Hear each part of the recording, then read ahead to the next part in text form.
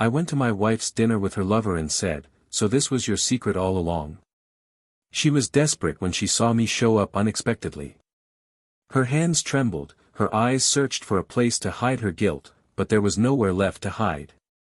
Amidst expensive glasses and plates, our marriage ended. Not with shouts or scandals. It ended with the silence of disappointment.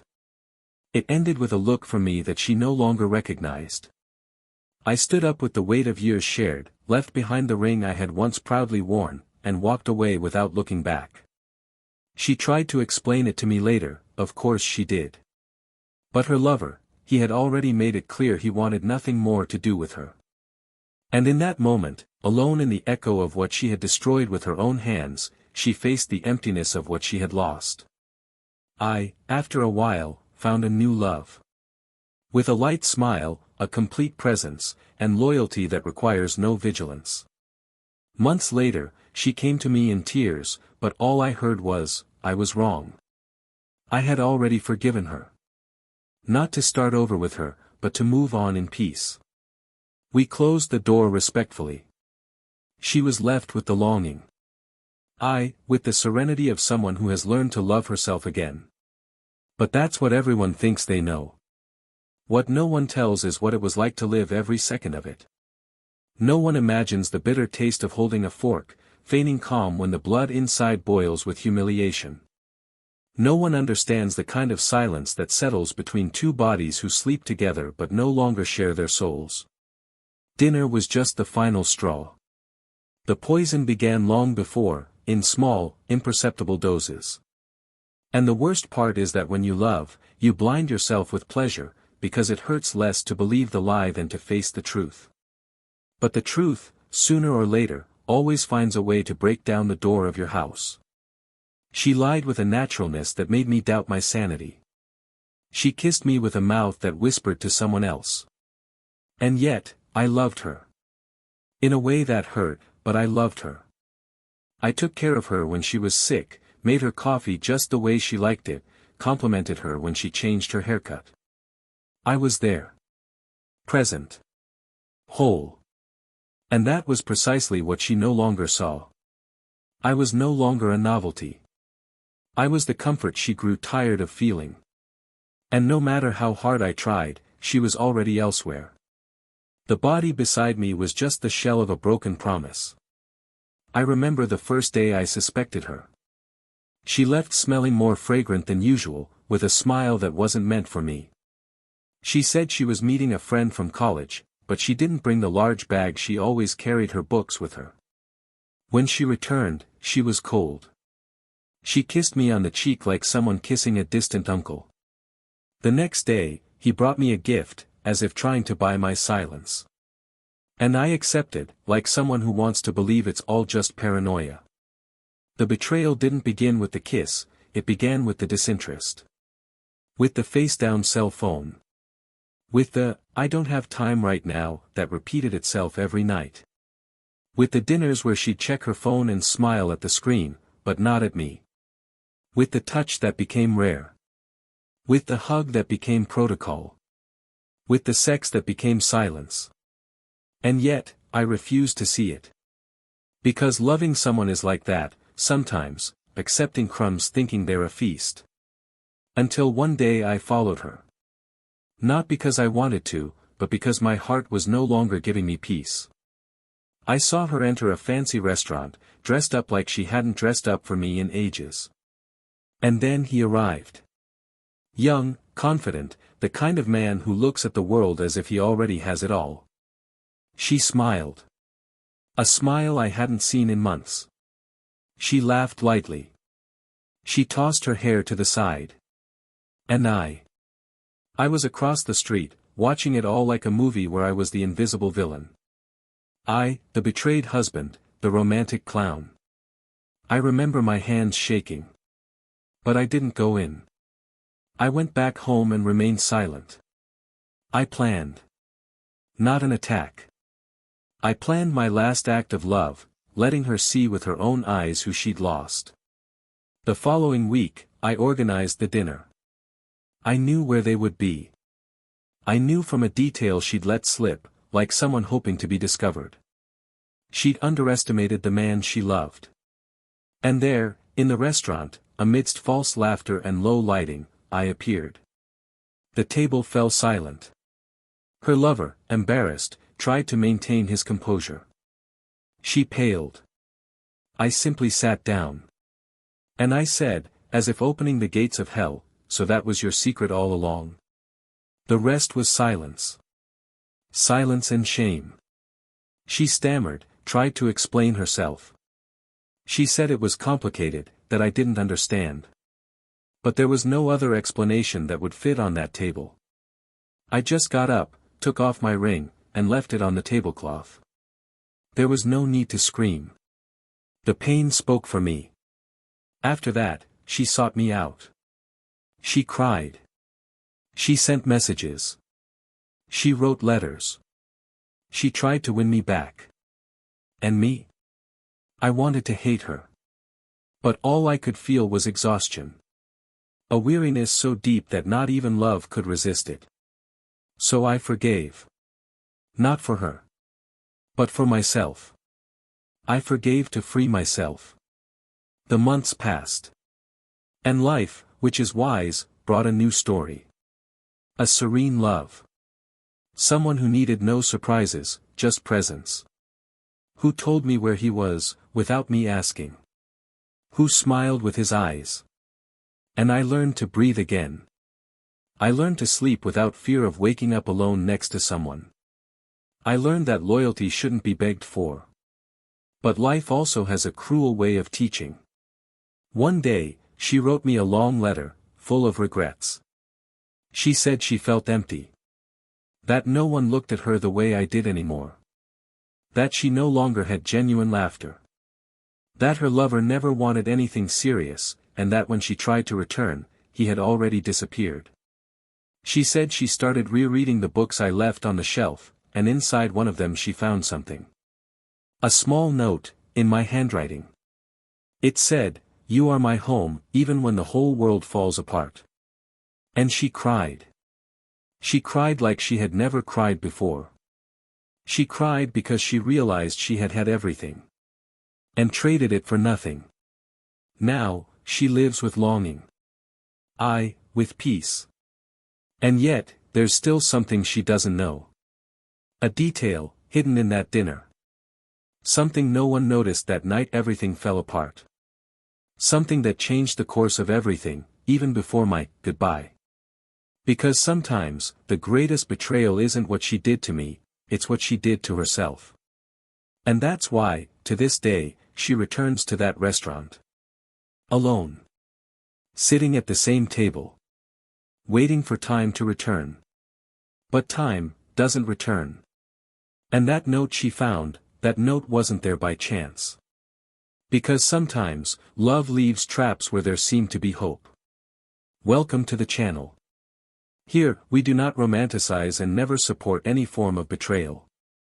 All the stories told are fiction, but are born from the cruel truth that betrayal destroys homes, feelings, and entire lives. Our purpose is clear: show the real consequences of wrong choices and value true love. Get ready to dive into a story shocking, intense and unforgettable. Press play. The truth hurts. But it needs to be told. They met on a cloudy October afternoon, as if even the weather knew that their encounter would mark the beginning of something as intense as it was unpredictable. She came from a troubled past, a youth marked by uncertainty and unstable relationships, and even with her firm, independent demeanor, there was something in her gaze that always betrayed a certain restlessness, a latent desire to find something solid, something that would make her feel, finally, like she belonged. He, on the other hand, carried an almost uneasy calm, a natural serenity of someone who never rushed anything, but also of someone who always sought depth in everything. He was the kind of man who paid attention to silences, who saw nuances in words, who knew how to listen even when nothing was said. Their encounter wasn't explosive, but it carried weight, it had roots. It began with a simple conversation, a restrained exchange of glances, and ended, weeks later, with two bodies lying side by side, peaceful, as if they had finally reached someplace safe. Over time, they built a life that seemed exemplary to many. Their downtown apartment was small, but it had just the right amount of light streaming through the windows. Mornings began with strong coffee and distracted kisses. On Saturdays, they cooked together and laughed at inside jokes that only made sense between them. They had their own rituals, like the one where she left notes in his wallet before work trips, or when he drew her long baths on days when the world seemed too much. It wasn't a superficial relationship. It was real. There were fights, of course, like every couple. Some were harsh, silent. But at the end of the day, there was always reconciliation.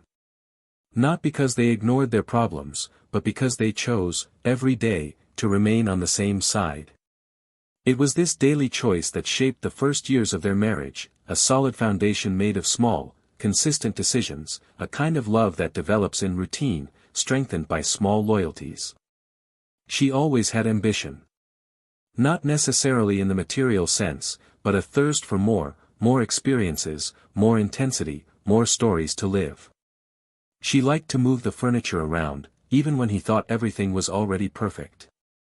She had a restless mind, a constant need to renew what seemed stable. He saw this with admiration, finding beautiful the way she reinvented herself, how she refused to stagnate.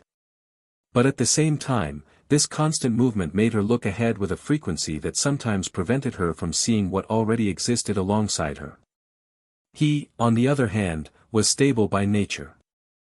Not for lack of dreams, but for gratitude. He believed that happiness was more about constancy than euphoria. While she gazed at the horizon, he clung to his roots. And for a long time, this difference was complementary. While she pulled toward the new, he anchored her. While he paused for breath, she pushed him forward.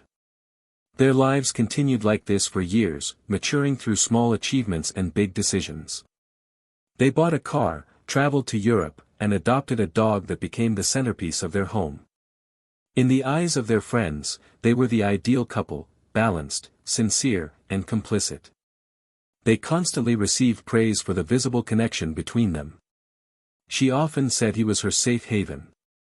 He, in turn, told everyone that she made him feel alive. There was a mutual admiration that remained evident even in the simplest gestures. When they were together, time seemed to slow down. They didn't need much, all they needed was a couch, a cheap bottle of wine, and honest conversation. And that was what strengthened them. This ability to make the ordinary special. But real life isn't about photogenic moments. Little by little, the noises began to grow. At first, almost imperceptible, a delay that would once have been communicated with a phone call now became just a dry message. A conversation interrupted by the distraction of a cell phone. A dwindling interest in the day's stories. She began to mentally withdraw from conversations, and he began to keep more to himself than share. There was no sudden crisis. There was no scream from the middle of the room. The distance between them grew almost imperceptibly, like a silk thread slowly stretching until it threatened to snap. There was still love, but it was accompanied by frustration. There was still care, but now it arose amidst small resentments. She began to feel misunderstood. He, unappreciated. And what had once been balance now began to feel like opposition. What had been a compliment became a burden. Even so, they both tried. They had dinners together, organized short trips, and dug up old photos in search of memories of what had brought them together. They talked about couples therapy, about changing their surroundings, changing their routines, changing their habits. She suggested they dedicate themselves to a project together. He proposed they spend more time away from social media. Neither proposal lasted long. There was always something that pushed them back into stagnation. Their relationship was now marked more by tentativeness than continuity. But even so, when they looked into each other's eyes, there was affection. There was still that old recognition, almost like two old friends sharing a silent secret. Work began to take up more space. She began traveling more. Conferences, events, meetings. She returned tired, distracted, often with her mind already elsewhere. He respected and admired her dedication, but he missed her presence. Not physically, but emotionally. Sometimes, even when she was home, it felt like she was miles away. He spent most of his days trying to maintain a balanced routine, taking care of the house, the dog, the bills. And on weekends, he did everything he could to please her. He made her breakfast in bed, rented her favorite movies, suggested restaurants. But increasingly, she seemed less moved by his gestures. Her gaze was dull, as if searching for something she couldn't yet name. Inside, she was living a conflict. She wasn't unhappy. But she wasn't completely happy either. She felt torn between the stability she'd built and a restlessness she couldn't explain. It was as if something inside her was crying out for movement, intensity, emotion. As if the comfort of the relationship was no longer enough. She never stopped admiring her husband. But he began to feel there was no longer room for growth there. As if what once united them was slowly becoming a wall between them. The love still existed, but it was like an old song you love but no longer hear with the same impact. And even though he tries to repeat the chorus, it no longer evokes the same feelings. The relationship remains suspended between the memory of what had been and the fear of what could become. And this emotional limbo became the new normal. They didn't fight. But they weren't enchanted either. They slept in the same bed, but dreams were no longer shared. Each began to live in their own bubble of silence, disguised by a routine that seemed functional. To the outside, they remained the same couple as always. But inside, they both knew something had been lost, and neither knew exactly when or how. It was in this scenario that the story began to take a new direction. Small choices, seemingly harmless gestures, words spoken at the wrong time, everything began to pave the way for a breakup. There was no betrayal yet, but there was a screaming absence. A void filled by distractions, excuses, silences. And it's precisely there that the story gains momentum, when the two, without realizing it, begin to drift apart, not out of lack of love, but out of exhaustion trying to reclaim something that was already out of reach. She started going out more alone. Dinners with friends, after-work happy hours, cultural events. She said she needed to breathe. That she needed space. He, on the other hand, retreated into himself. He started going out less, reading more, finding in books a way to not feel so invisible. He kept his longing, his discomfort, his thoughts to himself. And so, while she looked outward, he lost himself inward. They still slept side by side. They still shared tasks. But the previous warmth had transformed into a warm, steady, bearable breeze. And that's what hurts the most, when the pain comes not like a storm, but like a never-ending drizzle. On the surface, everything seemed the same. But inside each of them, something had already changed forever. And it was only a matter of time before this change revealed itself in the form of a decision. There were no words yet, but their hearts were already screaming truths their mouths couldn't muster. And in this silent phase, this phase of invisible separation, lies the root of what would come to pass. Because no story ends suddenly. It just begins to die slowly. And when it finally explodes, it's not because of what happened that day, it's because of everything that's been ignored up until that point. He began to notice the signs in the subtlest details, in the moments when her silence seemed to weigh more heavily than any spoken word. The absence ceased to be physical and became a disconnected presence, as if her body were there, but her mind wandered to places he couldn't reach. Their eyes no longer met as often, and when they did, there was an almost automatic averting of gaze, as if someone avoided looking for fear of betraying a hidden thought. Kisses became mechanical gestures, hugs, empty promises. Conversations, once long and lively, were now limited to the necessary. All of this consumed him silently, and he said nothing. Not because he didn't feel it, but because there was still hope, a stubborn hope that it was just a phase, that perhaps she was going through something she hadn't yet dared to share. She, in turn, lived a constant internal conflict. There were moments when she felt guilty just for thinking what she was thinking. She questioned her feelings, tried to remember what had once made her love that man, forced herself to find traces of the past that had brought them together in the present. But the more she tried, the more she lost herself. The routine suffocated her, the repetitions killed the charm. The stability that had once been the foundation of their love was now what made her feel trapped. And when she finally met someone else, someone who made her laugh effortlessly, who looked at her with desire, who listened to her with renewed attention, she felt alive again. At first, she thought it was just admiration, perhaps a simple emotional distraction. But when she realized she longed for his messages, that she counted the days until their casual encounters in the middle of work, she understood that her feelings went beyond that. And even knowing what was at stake, he didn't back down. The truth is, she hadn't planned to cheat. It just happened. And when it happened, she didn't just feel guilt, she felt a dangerous relief, as if she were breathing after years of being underwater. The encounters with the other man began discreetly. A coffee after work, an excuse for some commitment, a late afternoon in a neighborhood where no one knew them. She always returned home feeling lighter, as if she'd shed the weight of a monotonous life. And he, waiting for her, noticed the difference. He thought perhaps she was getting better about something she'd never confessed. He felt relieved to see her smiling again, even if he didn't know why. He believed that perhaps the distance between them was beginning to close. And that made him give of himself even more. He began planning a new trip, considered proposing a course they could take together, something that would rekindle the bond that seemed to be slowly unraveling. He wanted to win her back. Not out of desperation, but out of love. He still loved her deeply, and that's why he accepted crumbs, thinking they were gestures of return. One night, she arrived home later than usual. Her hair was disheveled, her makeup slightly smudged, her gaze wandering.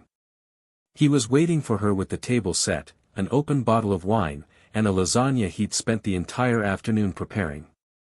When she entered, surprised by the scene, she smiled guiltlessly.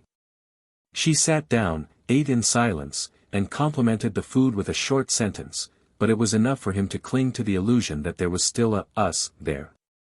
They spent the night together, he trying to touch her skin with the memory of what they once were, she pretending to feel something she could no longer find within herself. When she fell asleep, she turned to the opposite side, and he lay there, eyes open in the darkness, sensing something was terribly wrong but lacking the courage to confirm it. The days that followed were full of contradictions. She spent more time in the bathroom, changed clothes more than once before going out, spent more time on her cell phone. He noticed everything, but preferred silence. Not out of cowardice, but because the fear of confirmation was greater than the anguish of doubt. Until one day, while accidentally rummaging through her drawer looking for a charger, he found a perfume he didn't recognize. It was a masculine, intense fragrance. And no matter how much he tried to rationalize, his heart already knew. It was like being hit by an invisible punch, an internal collapse. He said nothing at the time. He put the bottle back in the same place, closed the drawer, and took a deep breath. He needed to be sure. He needed to see it with his own eyes. In the following days, he began to observe her differently. He noticed the haste with which she responded to some messages, the care with which she dressed for ordinary outings, the way she avoided letting him touch her cell phone. He wasn't a suspicious man by nature, but now her every gesture seemed to scream a cry for help. A plea she didn't have the courage to voice out loud. And that was when he decided to follow his instincts. He waited for a day when she said she had a meeting out of town, something quick, just for an afternoon. He said he'd sleep at her friend's house to avoid traffic on the way back. He smiled, wished her a safe trip, and a few hours later, he got in the car and drove to the address she'd mentioned. Upon arriving there, he discovered there was no meeting. No event. No friend. Just a vacation rental, one of those modern lofts with a glass balcony overlooking the avenue. He parked far away and watched from inside the car. Hours passed until the door opened. And then she appeared, accompanied. The two of them laughed, embraced, as if they shared a delicious secret. He couldn't see anything else. Not because he looked away, but because his eyes filled with tears and everything blurred. He returned home in silence. He didn't break anything, didn't yell, didn't call to confront her. He no longer needed explanations. He knew that, from then on, what remained was no longer a marriage. It was morning. He spent the night awake, lying in the bed that had been theirs for so long, listening to the ticking of the clock and thinking about every moment, every gesture, every glance she had looked away from. The whole time, she was no longer there. He simply didn't want to see it. The next day, she returned. She arrived smiling, saying the trip had been tiring, that she just wanted a shower and to sleep. He simply nodded, as if signing a certificate of completion. He watched as she showered, put on her pajamas, and lay down beside him. And there, in that suffocating silence, he knew there was nothing more to say. But still, he did nothing. He didn't tell her he knew. He didn't confront her. She wanted her to confess. She wanted her to look him in the eye and have the courage to admit it. Because for him, there was still a spark of respect left. A need for the truth, at least in the end, to no longer be denied. In the following days, he acted normally. He made coffee, asked how the day was, smiled with his lips but never with his eyes. Meanwhile, she sank deeper and deeper into lies. She created flimsy alibis, disjointed stories. He listened to everything in silence, like someone watching a play and already knowing the ending. It was then that he decided to plan his final act. He learned from a mutual friend that she would be at a special dinner, a work event with select guests. He knew the other man would be there. And it was at this dinner that he decided to end it all. He dressed elegantly, as he had done when they went out together. He arrived at the restaurant first, observed from afar, and waited for the right moment. When she entered with her lover, walking beside him as if he were the only man in the world, he felt everything at once, anger, pain, pity. But also relief. Because finally, everything was out in the open. Their table was in the corner, near the window. They were laughing, toasting. He walked toward the table calmly, as if in control of his own destiny.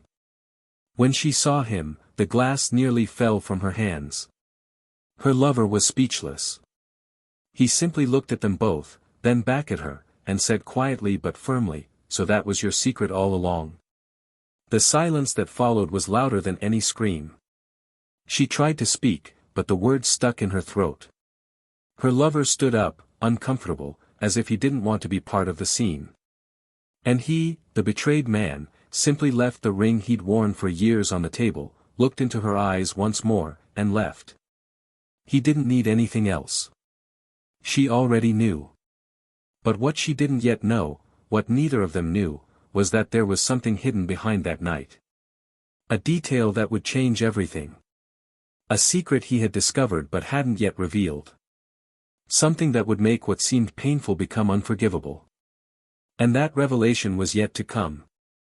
She spent the days following dinner like someone walking through rubble, trying to pick up the pieces of something she already knew deep down was destroyed.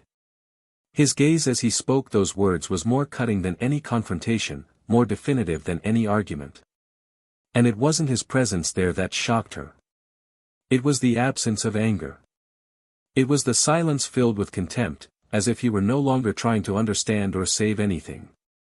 As if he'd left her there, surrendered to her own emptiness. Her lover, for his part, barely waited for the car to arrive. He hurried out, saying he couldn't get involved in that kind of drama, that she needed to sort out her own life, that he'd never promised her anything but good times. And when the car drove off with him inside, leaving her alone in the middle of the sidewalk, in an expensive dress, her eyes blurred with makeup and regret, she knew she was truly alone. For the first time in years, she had neither the comfort of lies nor the support of another. She was alone with herself, and with the unbearable weight of the choices she'd made. She tried. She texted, called, wrote a long email, almost begging to be heard. And, to her surprise, he responded, arranging to meet at a park they used to frequent in the early years of their relationship. He arrived punctually, wearing a simple shirt but the same perfume as always.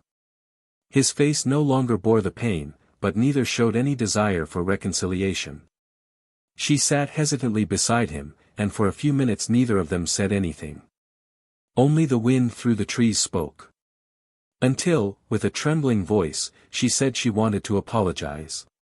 She said she didn't know how she had gotten there, that she wasn't the person she wanted to be, that she still loved him in a way she couldn't even explain. He simply looked ahead, took a deep breath, and in a calm voice, replied that he had known everything long before that night. She frowned in confusion, and he continued, explaining that he had discovered the affair months before, that he had chosen to observe in silence because he wanted to see how far she would go, if she would have the courage to speak, if there was still something true inside her.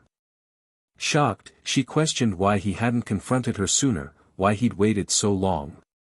And it was then that he turned his face toward her and, with firm eyes, revealed what she'd least expected to hear.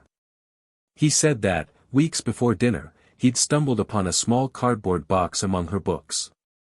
He thought it was some old memento, perhaps something work-related. But when he opened it, he found about a dozen notes, all written by himself, in the early years of their marriage. Notes he'd hidden inside her books, with love phrases, short poems, wishes, memories. She'd never commented on any of them. He'd always thought she'd lost them, or even noticed. But there they all were. Carefully folded, kept as if they were small, forgotten treasures. And beside them, a torn piece of paper, with words handwritten by her, from a moment he'd never known existed. She fell silent, frozen, not understanding where this was leading her. He then took a piece of paper, visibly old, from his wallet and read softly, "If I ever forget what he means to me, may these notes remind me. He loves me like no one else has ever loved. And I, even without knowing how to repay all this, hope I never lose the right to deserve that love." Silence fell between them like a thunderclap.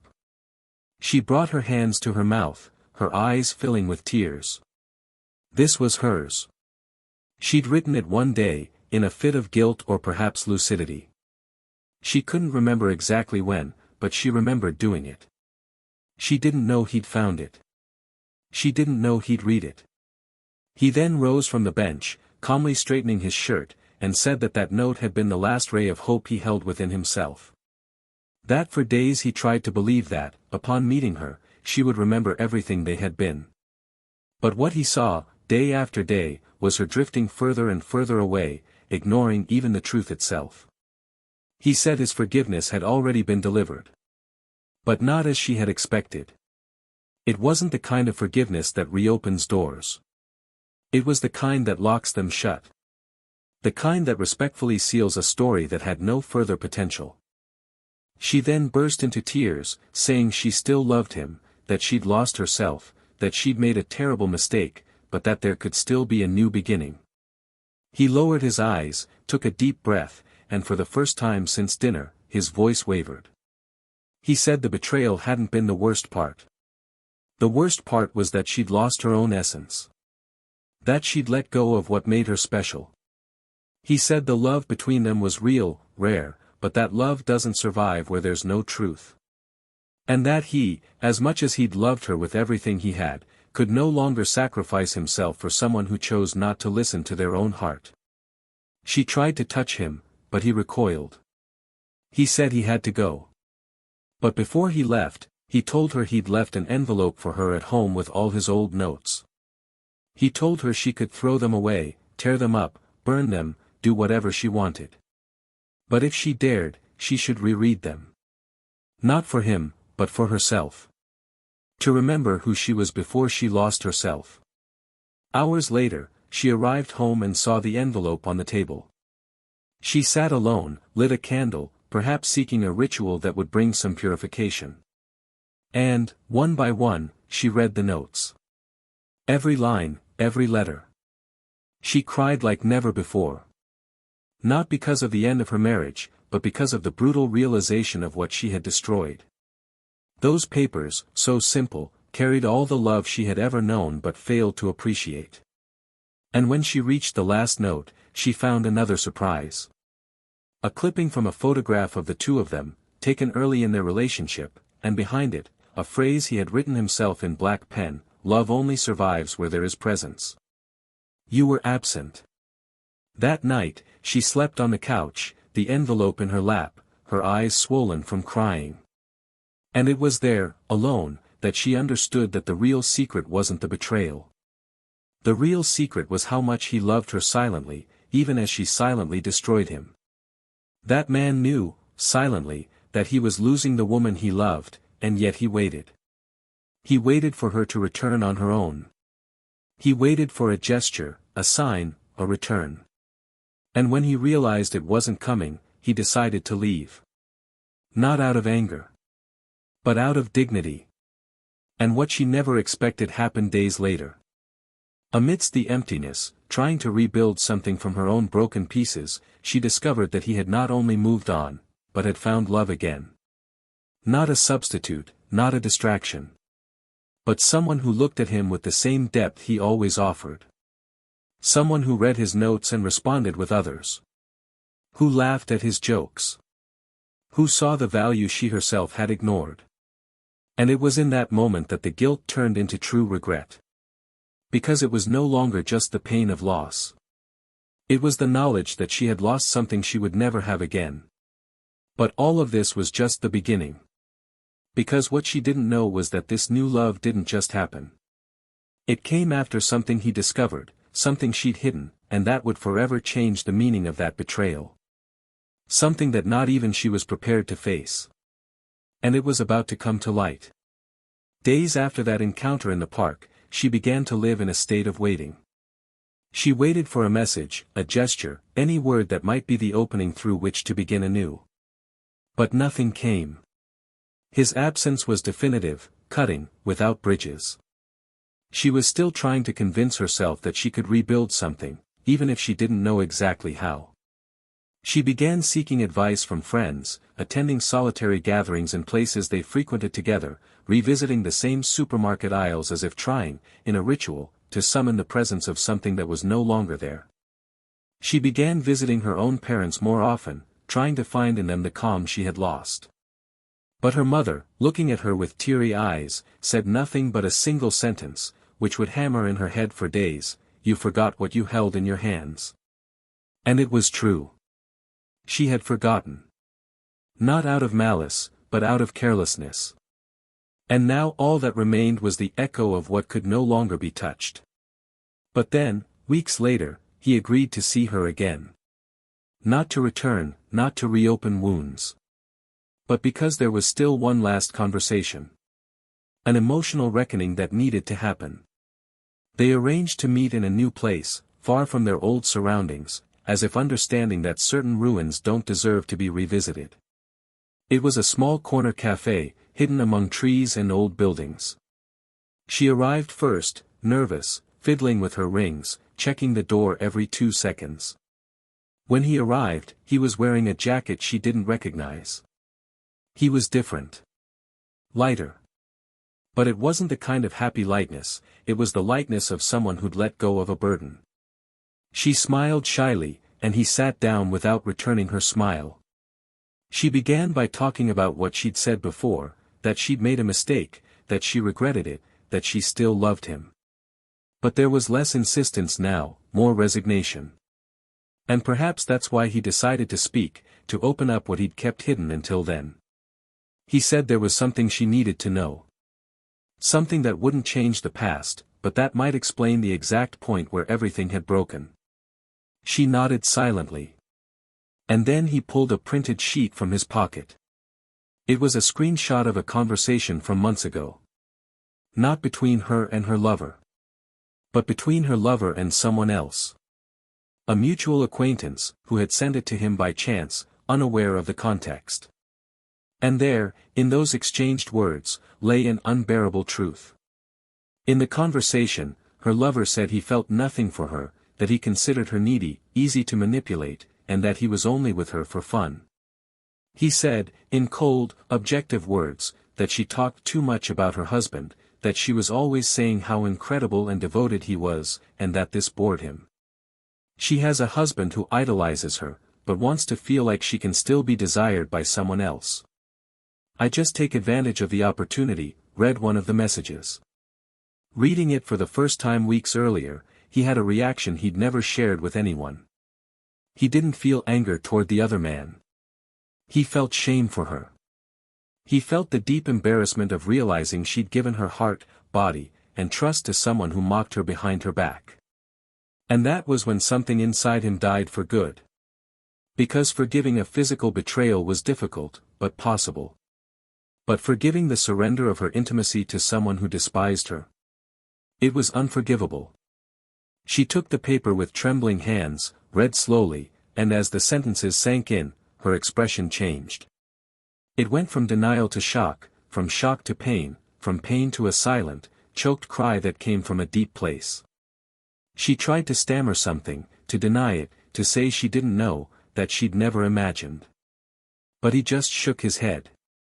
He said he didn't expect excuses, that there was no more room for that. That her betrayal hurt, but the way she was treated by the other man made him lose even his compassion. He said he tried to see her as a victim, but he couldn't. Because she herself chose to throw herself into something that diminished her. And the most tragic thing was that he now saw how much she had devalued herself because of an empty need for affirmation. It wasn't about a lack of love, it was about a lack of self-respect. She said she felt like an idiot, that she didn't know how to fix it. And he replied that, indeed, he didn't know if she was an idiot. But that she was certainly a coward. A coward for not looking in the mirror before crossing a line of no return.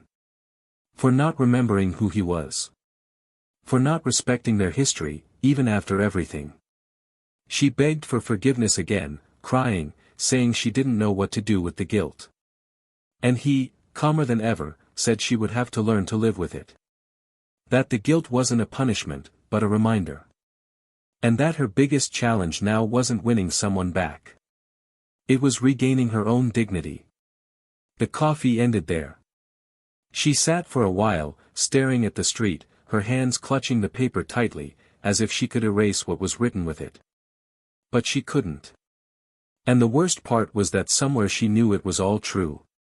That she had been used. And that she had lost what she loved most to someone who didn't even respect her. When he left, he didn't look back. He walked to the end of the street, got in his car, and drove aimlessly for hours. I needed to process everything. Not because he still wanted answers, but because a different kind of love still lingered in his heart, love for himself. And it was this love that led him, a few months later, to make room for someone new. Someone who didn't bring empty promises, but a real presence. Someone who wasn't a replacement, but a reconstruction. She was calm without being boring, intense without being invasive. She was the kind of woman who, seeing him quiet, asked how he felt, and not just what he wanted for dinner. And he, who had so often been invisible, began to be truly looked at. And that was what, without saying anything, he had always wanted. She learned of the new relationship through mutual friends. She saw discreet photos on social media, heard stories during casual encounters. He felt a tightness in his chest that he couldn't name. It wasn't just jealousy. It was genuine grief for someone who still breathed, but was no longer hers. And when she saw him in person, weeks later, in a bookstore, accompanied by his new wife, she couldn't hide her surprise. He smiled, polite but distant. The woman beside him extended her hand, with genuine sympathy. And in that touch, she felt everything. She felt that there was what she had lost. And what she would never have again.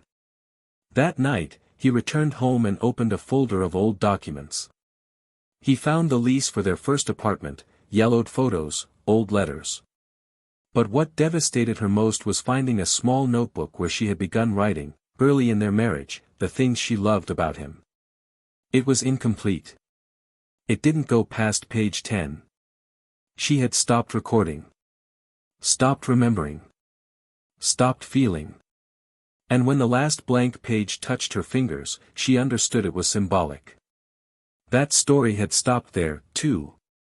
On the page where she had given up writing. Their love didn't die for lack of passion.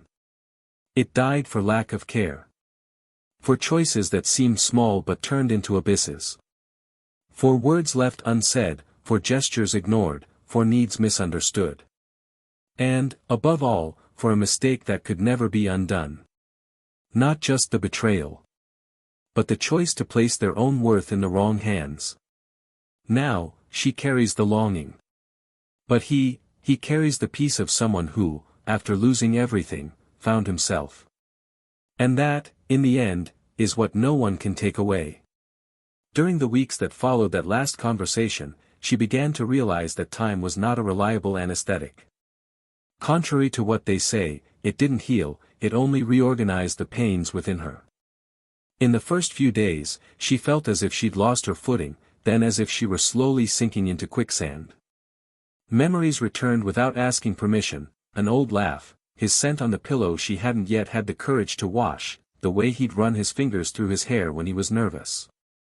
Small images appeared out of nowhere, and each one was accompanied by a sharp pang of regret.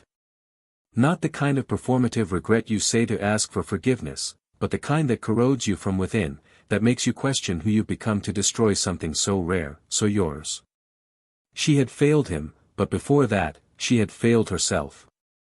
And now, all that remained was the daily confrontation with the woman she refused to see in the mirror. The new woman in his life wasn't the focus of his pain, but rather living proof that he could be loved again, and fairly. She didn't feel anger, there was no room for it. She felt a kind of silent shame, knowing that someone now experienced the version of him she herself had devalued. She thought about it when she saw them together by chance, when she received inevitable news through acquaintances, when she heard his name in banal contexts and felt her heart race, even without reason.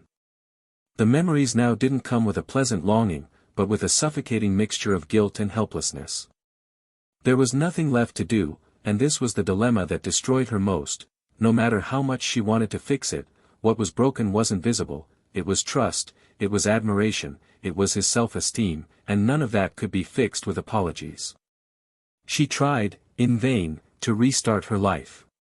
She enrolled in a course, met new people, allowed herself brief encounters, but they all hit the same barrier, she couldn't give herself to anything without comparison. Everything seemed smaller, more superficial, more empty. It was as if she'd been given a very high emotional bar with that relationship, and now no one could reach it. This didn't mean she idealized it, quite the opposite. She knew every flaw, every distance, every hardship they'd faced. But it was precisely because she'd known love in its rawest and most genuine form that everything else now seemed lukewarm. And when she tried to explain this to someone, the conversation died in embarrassment. There were no words to justify losing someone who loved you so much. People just looked with disguised pity or changed the subject. And this only made her sink deeper into the loneliness of her own conscience. He, in turn, moved forward with the serenity of someone who has hit rock bottom and learned to walk again. He carried no resentment. He had left behind the weight of indignation, and perhaps that was his greatest triumph. He moved forward with ease, without harboring revenge, without seeking approval. He simply was. And this lightness, now reflected in the way he spoke, dressed, and behaved, was what most caught the attention of those who knew him before. He wasn't a new man, he was himself, but without the weight of an unbalanced relationship. And this, little by little, attracted other connections, healthier friendships, opportunities previously neglected. Life was blossoming around him, and the root of this rebirth wasn't a new woman, it was himself. The new relationship that emerged was a consequence, not a cause. And perhaps that's why it was so solid. Yet, even with all this, there were times when he found himself looking back. Not with longing, but with reflection. He remembered the time when he would do everything to please someone who no longer saw him. He thought of the silences he swallowed, the nights he embraced a distant body, the times he was ignored in his own home. He held no grudges, but still, these thoughts came like silent ghosts, reminding him that love is not enough when it's one-sided. And this memory was a shield. A reminder that he should never settle for less than he deserved. The current relationship was healthy, transparent, built on real conversations and constant presence. And he learned, little by little, that he no longer needed to fight to be seen, because now he was watched attentively by someone who didn't force him to prove his worth. Meanwhile, she began to write. Not because she wanted to transform her pain into art, but because she no longer knew how to deal with everything she felt. She bought a hardcover, unlined notebook, and into it she poured loose sentences, fragments of memories, disjointed thoughts. She wrote about how she missed being touched with love, about the regret that came in the silent dawns, about the dreams she had with him, where they would meet in simple situations, shopping, washing the dishes, laughing about something only they understood. She wrote about how her body still remembered his touch, not in the physical sense, but in the way he made her feel safe. And as she wrote, little by little, she began to understand that the grief she was experiencing wasn't just about the end of her marriage, but about the version of herself that existed in that relationship. Because deep down, she too had lost herself. By cheating, by hiding, by lying.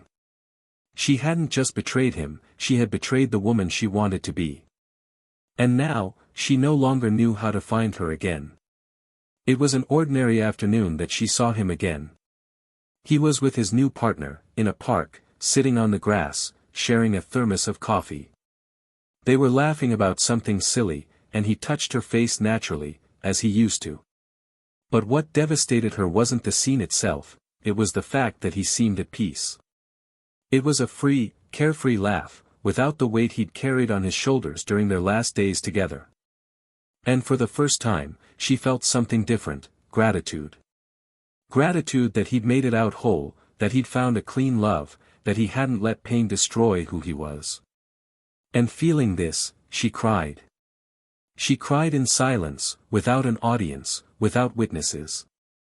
Because it was there, in that very moment, that she understood that the true love she'd lost wasn't the one he felt for her. It was the one she'd never known how to feel for herself. That same night, she wrote a final letter. Not to send, but to close. She wrote about everything she'd experienced, about the wrong choices, about how much she regretted them. She said she didn't expect anything more, that she knew he was happy, that he'd found someone who treated him the way he always deserved. She said she wished, from the bottom of her soul, that he'd never again have to wonder if he was enough. That he was now whole. And that she was finally ready to begin the most painful process of all, rebuilding herself. Not to win anyone back, but to recognize herself in the mirror again. She folded the letter, placed it inside a book he'd left behind, and put it on the shelf, as if closing a cycle with the respect it deserves. He, on the other hand, was at home reading that same night. He received a message from her with a simple, "Thank you." Nothing more. He read it, considered replying, but decided to just file it away. Not out of indifference, but because he understood that that "thank you" was more than a request for forgiveness. It was an acceptance. It was an end without hard feelings. And for the first time since everything, he was able to sleep soundly, without any weight. Because the story that united them had finally been brought to a close with the truth. And even though the pain still lingered, it no longer had control over him. Now, everything was heading towards a turning point. A necessary conclusion. Life went on, but the impact of the story continued to reverberate within them both. Because some loves don't end. They simply become lessons that shape us forever. And while she tried, day after day, to regain her sense of worth, he continued to learn that true love begins within, and that no one could steal that from him. Not even the one he once loved most. Spring arrived, bringing a more vibrant city, as if the world outside had decided to blossom without asking permission, while inside, everything was still a devastated field. It had been a long time since they had spoken, but his image remained. Not because she insisted on reliving memories, but because his presence had become an inseparable part of who she had been, and losing that was like walking with half of herself. She no longer tried to look for him. She had finally understood that his absence was not a temporary choice. It was a new state of life. The new woman by his side was no longer just a figure who appeared on distant occasions, she was already part of the routine, the habits, the social circles that had once belonged to her.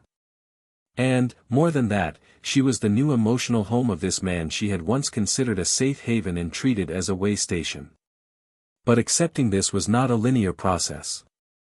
It was slow, with relapses, like all pain that teaches. One day, after leaving work, she decided to wander into a bookstore aimlessly. She needed to distract herself, to occupy her eyes and thoughts. She ran her fingers through the books as if searching for answers in their spines. And then, without planning, she came across an old book he had recommended to her years before.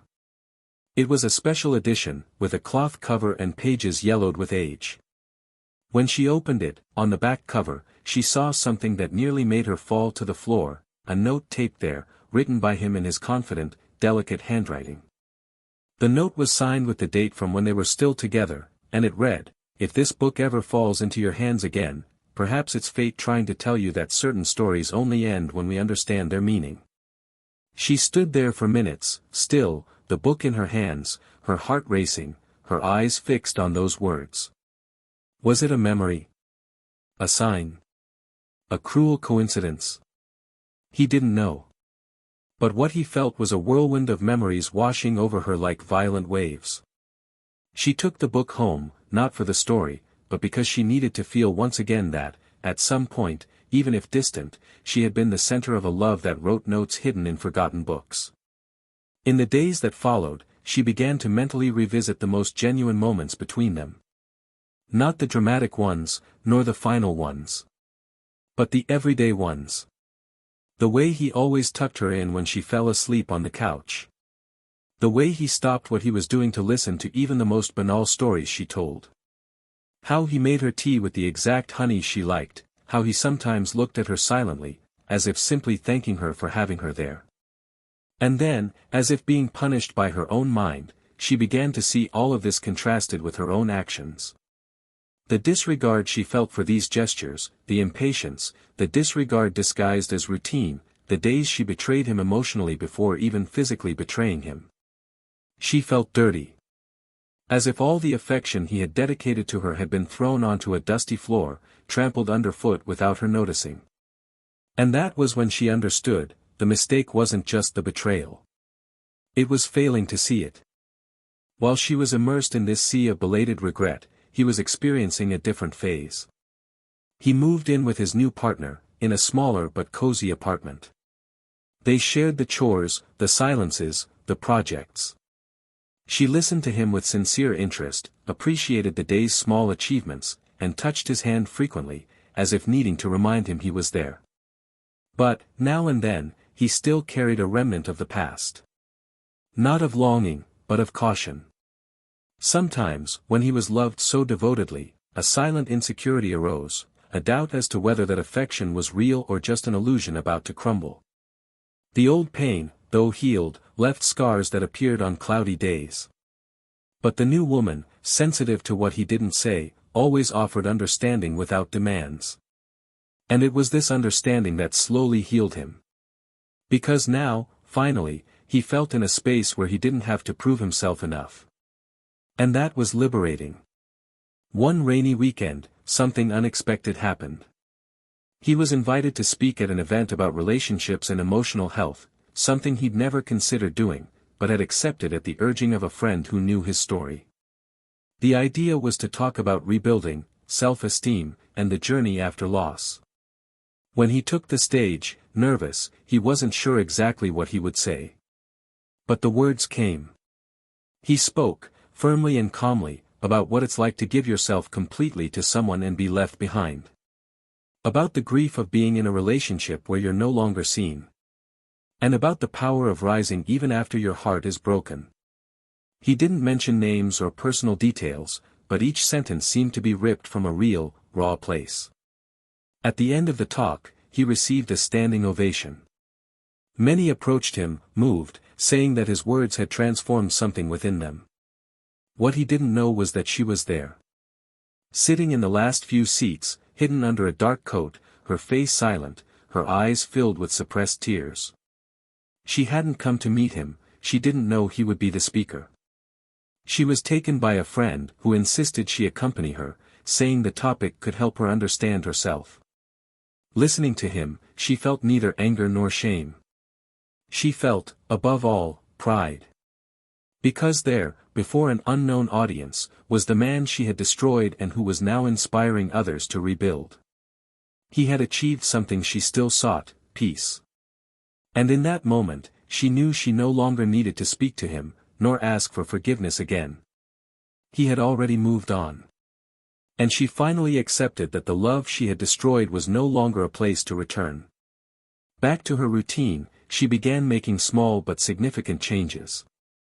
She started waking up earlier, started running in the park again, read all the books she'd accumulated over the years, and found a new therapist. She wasn't looking for quick answers or emotional miracles. She knew what she carried was a debt to her own conscience. But she also knew that, even after losing the love of her life, it was still possible to rebuild herself. And that, in itself, was a path. The pain didn't disappear, but it changed form.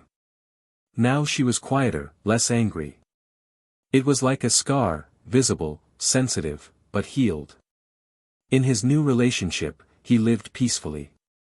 Not perfectly, not without challenges. But truly. He finally felt whole. Not because he was with someone new, but because he had relearned to respect himself. And on the days he looked back, he did so with compassion. He didn't hate the woman she was. He understood that they had both lost their way. That love doesn't die suddenly, but is extinguished by 1,000 distractions. And that, often, people cheat not out of malice, but out of immaturity, insecurity, weakness. Still, he knew that what she did had consequences, and the greatest of them was losing him. Both were now walking in opposite, yet parallel, directions. She, learning to love herself after having loved so badly. He, cultivating a serene love that allowed him to continue without fear. And at this point in the story, when everything seemed to have been said, something was still to happen. Something that wouldn't change the course of their lives, but that would bring final closure. Not a reunion, not a reconciliation, but a final exchange of glances. A moment in which everything they had experienced would condense into silence.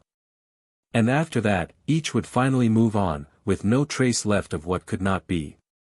Almost 2 years had passed since that rainy afternoon when she, hidden in the back of the auditorium, silently watched the speech of the man who had once been the center of her life. 2 years in which each passing season was both a reminder and a chance for rebuilding. She didn't love him as before, because there was no longer him to love. But she came to love what he represented. His love became a mirror, and only after losing him did she realize how much she needed to find her own reflection in its entirety. The woman who now woke up early, who walked the streets with firm steps, was no longer the same woman who had once hidden behind lies and excuses. But there were still holes inside her that neither time nor regret could fill. It was as if she had learned to live with a silent pain, a wound that no longer bled but would never completely heal. The certainty that she had destroyed something pure, that she had been abandoned not for lack of love but for exhaustion, was the weight she would carry in every gesture of affection from then on.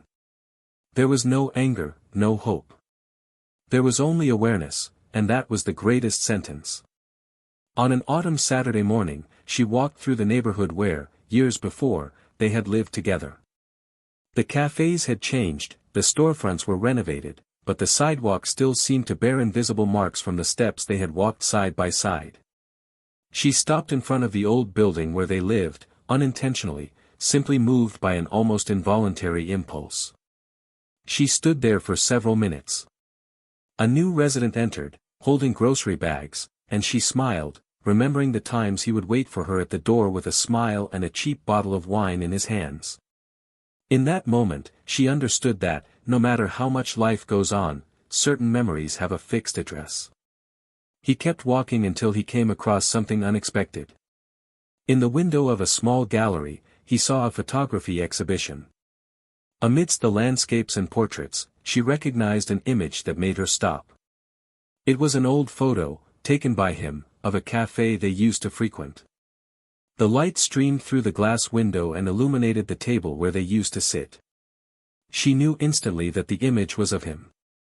It was his gaze there. The way he captured silence, longing, and presence in a single click. She read the artist's name in the bottom corner. It was him. And in that moment, something inside her broke again. Not with pain, but with acceptance. He had transformed grief into art. Pain into expression. While she was still learning to cope with the past, he had chosen to immortalize it in a beautiful, dignified, serene way. And she respected that deeply. He, however, now lived a life without fanfare, yet full. His current relationship wasn't made of grandiose promises, but of simple truths. There was no comparison, no shadow. He had started over with someone who didn't need healing or convincing. Someone who arrived slowly and stayed with constancy.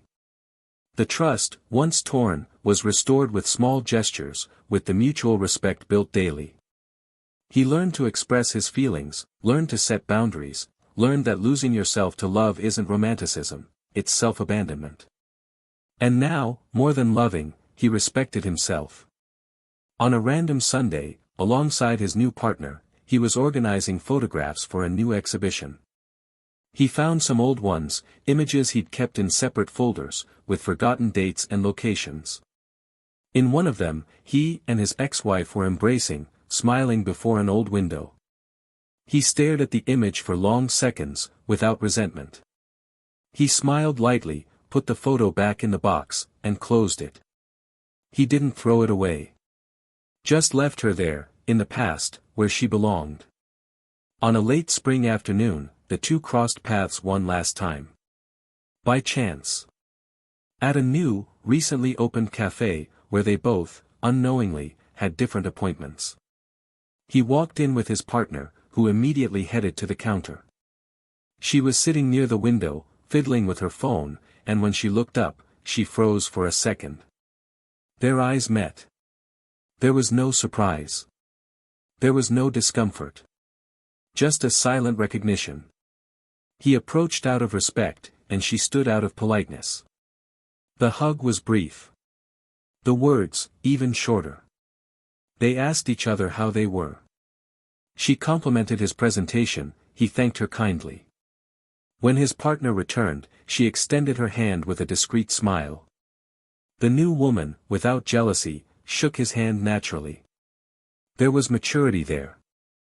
There was closure. When he said goodbye, she sat back down, but her eyes remained fixed on the exit. Not out of longing. But because she finally understood that this was the last time. The last exchange of glances, the last chance the universe offered for everything to end with dignity. That night, she arrived home, lit a candle, and sat down in front of the notebook where she'd been writing ever since it all ended. On the last blank page, she calmly wrote, "He loved me like no one ever has. And I needed to lose him to understand that that kind of love doesn't come back. But now, I know who I am. And who I was. And even with all the pain, I'm proud to have lived that love. Even if it was bad. Even if it was late." She closed the notebook, put it in the bottom drawer, and in that silent gesture, put an end to the story. Not a point of oblivion. But of liberation. And so this story ends. A story where there was no forgiveness for a new beginning, but there was forgiveness for liberation. A story where love was profound, but not enough to sustain wrong choices. A story where betrayal destroyed everything sacred, but where pain opened space for the rebirth of those who survived the abyss. May this story serve as a warning. Betrayal doesn't just destroy relationships, it shatters trust, erodes homes, and silently kills affection. No one emerges unscathed. And often, those who betray don't realize that what they lose can never be recovered. This channel does not condone any kind of betrayal. Our purpose is to show, through fictional but intensely real stories, the high price paid for impulsive choices, for selfishness disguised as freedom, for desire disguised as need. If you've made it this far, please comment on what you thought of this story. We want to hear your opinion. Do you think she deserved a second chance? Or that he did the right thing by moving on? Leave your comment and subscribe to the channel, turn on notifications, and continue following stories as moving as this one. And never forget, those who love, care. Those who care, respect. And those who betray, lose. Because love can forgive. But trust, once broken, is rarely rebuilt. Until the next story.